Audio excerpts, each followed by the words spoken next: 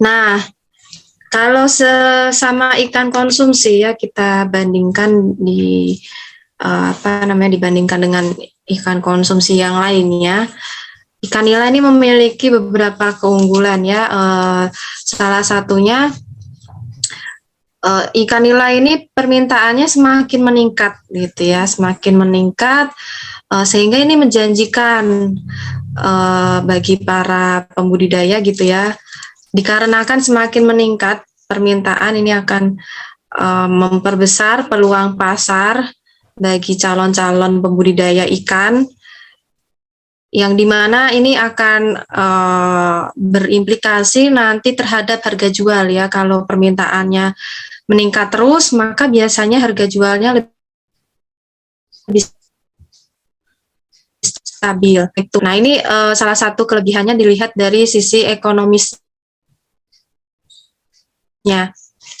Kemudian ini kalau dilihat dari sisi teknik ya, sisi teknisnya gitu ya, perawatan ikan ini tidak terlalu rumit, karena perawatannya pemeliharaannya bisa dilakukan di semua wadah budidaya, seperti contohnya di kolam besar ya, kolam yang masih tradisional. Kalau misalnya kita lihat di petani, mereka kan pakai kolam tradisional yang masih dindingnya itu masih tanah, dasarnya masih tanah.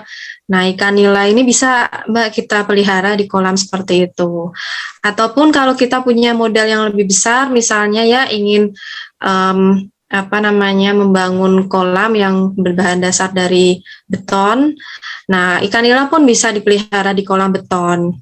Kemudian kalau kita tidak punya cukup modal ya, kita bikin kolam terpal ya, yang sekarang ini sedang tren gitu kan, dipakai untuk pembudidaya. Nah, kita bisa nih pelihara nila juga di kolam terpal, ataupun di kontainer-kontainer atau bag fiber juga bisa memungkinkan dipelihara. Bahkan benihnya ini kita bisa besarkan di akuarium juga gitu. Gitu. Ini sangat mudah sekali ya perawatannya, bisa dipelihara dimanapun. Kemudian kuat terhadap serangan penyakit, lebih tahan ya terhadap perubahan kualitas air, contohnya perubahan suhu. Nah, di musim penghujan ataupun kemarau, ikan nila ini kuat gitu ya, tidak berpengaruh signifikan terhadap kelangsungan hidupnya gitu.